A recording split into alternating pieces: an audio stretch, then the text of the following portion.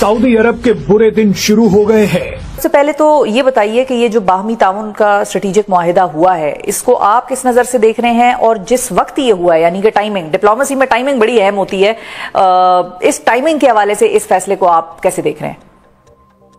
पाकिस्तान का जो मीडिया वो उसको तो पता ही नहीं हो रहा था ज्यादातर कि इंटरनेशनल खबरों में क्या चल रहा है या बैनुल-अक़वामी ताल्लुकात में क्या हो रहा है, क्योंकि ये खबरें पिक करते हैं। जो बहुत बड़ी खबर है, जो क्योंकि मैं इसको पाकिस्तान के लेंस से समझने की कोशिश करता हूं, और वो ये है कि भारत और यूएई ने $100 बिलियन को प्लान किया है ट्रेड का। अगर आप सऊदी अरब के भारत विरोधी कदम उठाने के बाद भारत का एक प्रतिनिधिमंडल मिडल ईस्ट में सऊदी अरब के सबसे बड़े प्रतिद्वंदी संयुक्त अरब अमीरात पहुंच गया और वहां जाकर बहुत बड़ी डील का ऐलान कर दिया। ये डील सऊदी अरब और पाकिस्तान के बीच हुई डील से भी बड़ी है। क्या शर्मिंदगी की बात है, पाकिस्तानी जो यूएई में बैठे हैं, यूएई ने पाकिस्तान के वीजा बैन कर दिए हैं। भारत और संयुक्त अरब अमीरात ने नेपाल को $100 अरब तक पहुंचाने का ऐलान कर दिया है। ने सऊदी की तबाही का जिक्र किया है और साथ ही में कहा है कि अगर सऊदी किसी और देश के साथ मिलकर कुछ साजिशें यमन के खिलाफ रच रहा है तो वो दिन याद करे जब हूथियों ने उन्हें सबक सिखाया था। हूथी विद्रोही सऊदी अरब का सबसे बड़ा दुश्मन है, ये पूरी दुनिया को इल्म है। हूथी सऊदी अरब को देख नहीं सकते, किसी मोर्चे पर नहीं देख सकते। अब हूथियों से दुश्मनी के मामले में पाकिस्तान की एंट्री हो गई है। हम लाते हैं टॉक शोज और अनलिमिटेड एंटरटेनमेंट सिर्फ यूट्यूब पर। अगर आपने अभी तक हमारा चैनल सब्सक्राइब नहीं किया तो अभी सब्सक्राइब करें और बेल आइकॉन को क्लिक करके हमारी लेटेस्ट वीडियोस के बारे में अपडेट जानें। पाकिस्तान के साथ डिफेंस डील करने वाले सऊदी अरब को भारत ने तगड़ा जवाब देना शुरू कर दिया है। एक तरफ सऊदी अरब और पाकिस्तान अपनी बर्बादी की डील साइन कर रहे थे, तो ठीक उसी वक्त भारत सऊदी अरब के पड़ोसी देश संयुक्त अरब अमीरात में बड़ा खेल कर आया। इसी बीच सऊदी अरब के कट्टरपंथियों ने ऐसा ऐलान कर दिया जो आने वाले समय में सऊदी अरब को डुबो देगा। पाकिस्तान से डील करते ही सऊदी अरब के कट्टरपंथियों ने क्या ऐलान किया है उसके बारे में आपको आगे बताएंगे, लेकिन उससे पहले देखिए कि भारत ने संयुक्त अरब अमीरात में क्या तहलका मचा दिया है। भारत ये कभी नहीं चाहता था कि सऊदी अरब उसका दुश्मन बने, मगर सऊदी अरब ने यही रास्ता चुना। ऐसे में जवाब देना बनता था और तगड़ा जवाब दिया भी गया है। ये ऐलान इतना बड़ा है कि इसने सऊदी अरब को हिलाकर रख दिया है, क्योंकि ये डील नॉन ऑयल और नॉन प्रीशियस मेटल सेक्टर में हुई है। हमने बज़ाहिर ये एक बड़ी अचीवमेंट करके अपने आप को खामखा एक मुश्किल में फंसा लिया है। तो ये बताएं कि पाकिस्तान ये दिफा करेगा कैसे? पाकिस्तान के पास जितने जहाज ये सब कुछ अभी मौजूद है यहाँ पर, हम सिर्फ अपना दिफा करने के काबिल हैं। हम इनकी सऊदी अरब में इंस्टॉलेशन नहीं कर सकते, ठीक है, जो हमारी एयरफोर्स की हाल है। अगर आप कहते हैं कि हमारे पास कोई मॉडर्न टैंक और आर्टिलरी है, तो यकीन माने सऊदी अरब के पास हमसे ज्यादा मॉडर्न हथियार है। मिडिल ईस्ट के सिक्योरिटी आर्किटेक्चर का हम कभी हिस्सा नहीं थे। हमने अपने आप को उसमें घुसेड़ तो लिया है, लेकिन इसके मुज़मरात होंगे, इसकी रेमिफिकेशंस होंगी, इसकी आफ्टरमैथ होगी, जिसकी तरफ हमारा ध्यान नहीं जा रहा। हमारा defence posture through out south Asia तक महदूद था। भारत के जवाब में हमने अपने आप को एक न्यूक्लियर वेपन स्टेट बनाया। न्यूक्लियर वेपन का मकसद डिटरेंस था और पूरी दुनिया ने इसके साथ इत्तफाक कर लिया। अब सऊदी तर्जुमान ने इस मायदे पर गुफ्तगू करते हुए कह दिया कि इसमें तमाम चीजें कवर्ड हैं, इंक्लूडिंग न्यूक्लियर। रही सही कसर हमारे डिफेंस मिनिस्टर ने निकाल ली। मुझे अपने डिफेंस मिनिस्टर की भी आज तक समझ नहीं आई कि ये भाई सब क्या करते हैं, इनका काम क्या है, इनकी जेडी क्या है, जॉब डिस्क्रिप्शन है क्या।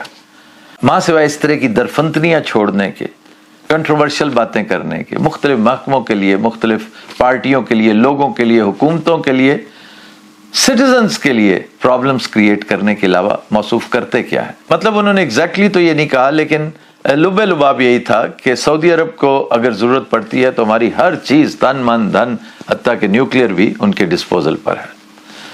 ये एक इंतहाई खतरनाक बात है। हमारी मिलिट्री इंडस्ट्रियल कॉम्प्लेक्स के पास सवाए JF-17 थंडर जो चाइना के इश्तराक से बना रहे हैं और J-10C जो हमने अब शुरू किया है, पता नहीं अब यहाँ बन रहा है यानी चाइना से ही बन के आया है, उसके अलावा हमारे पास बेचने के लिए भी कुछ नहीं है, और सऊदी अरब के बाद उससे ज्यादा लेटेस्ट जहाज मौजूद हैं ऑलरेडी। फिर पाकिस्तान क्या कर सकता है? एक और चीज, लेट्स सपोज पाकिस्तान वहां डिप्लॉय होना चाहता है, क्या अमेरिका की एयरबेस वहां खत्म हो गई है? नहीं, अमेरिका तो पूरी तरह से साथ है ऑन बोर्ड। ट्रंप का एक बयान नहीं आया इसके खिलाफ।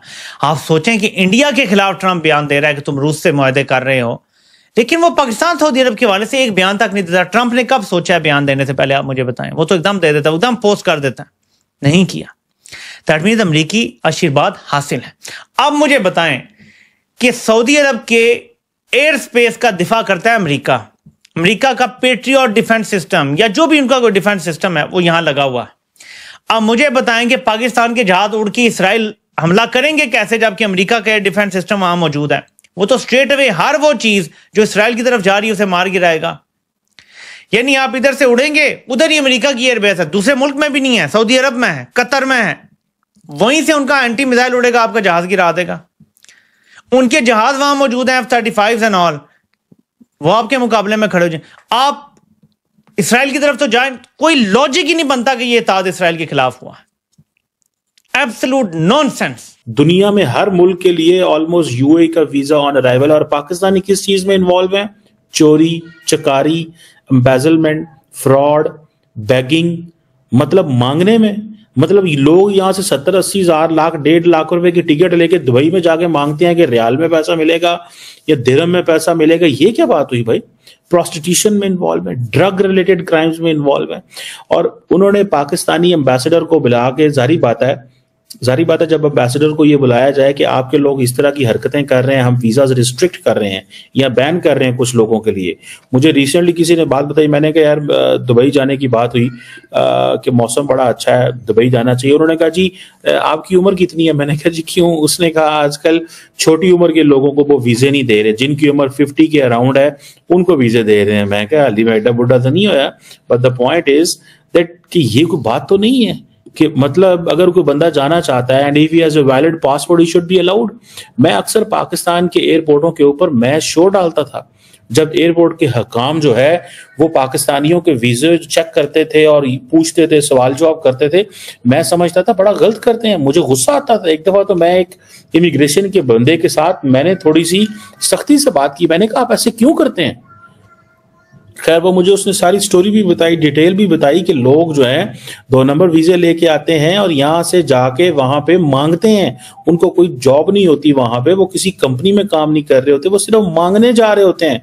And I was shocked later on, मुझे शॉक हुआ कहाँ यूएई वहां पे, कहाँ भारत जो है दुबई के अंदर, अबू धाबी के अंदर इंडियन इंस्टीट्यूट ऑफ टेक्नोलॉजी खोल रहा है, और कहाँ पे हम लोग जो हैं, हमारे लोग जो हैं या वो प्रोस्टिट्यूशन में इन्वॉल्व है, बैगिंग में, ड्रग रिलेटेड क्राइम्स में इन्वॉल्व है। तो मुझे बताएं कि फिर क्या होगा मजीद? पाकिस्तानी सिटीजन जब वो क्राइम होता है तो वो जाके डाटा आता है ना उनके पास कि कौन क्या कर रहा है, तो वो पाकिस्तानी सिटीजन से क्यों निकलते हैं? उनके पास क्राइम डाटा आया होगा कि किस मुल्क के लोग क्या करते हैं। पाकिस्तानी निकल रहे हैं, जाते दूसरे मुल्क हैं, नाम पाकिस्तान का है, पासपोर्ट पाकिस्तान का है, गए हैं वहां रोजगार कमाने और जाके आप लोग जो है वो ड्रग बेचने में मसरूफ हो गए हो। तो आपको ये वीडियो कैसा लगा कमेंट बॉक्स में जरूर लिखिए। इस वीडियो को लाइक कीजिए, शेयर कीजिए, सब्सक्राइब करना ना भूलिए आपके चैनल EFC.Z को। तो मिलते हैं अगली वीडियो में। जय हिंद।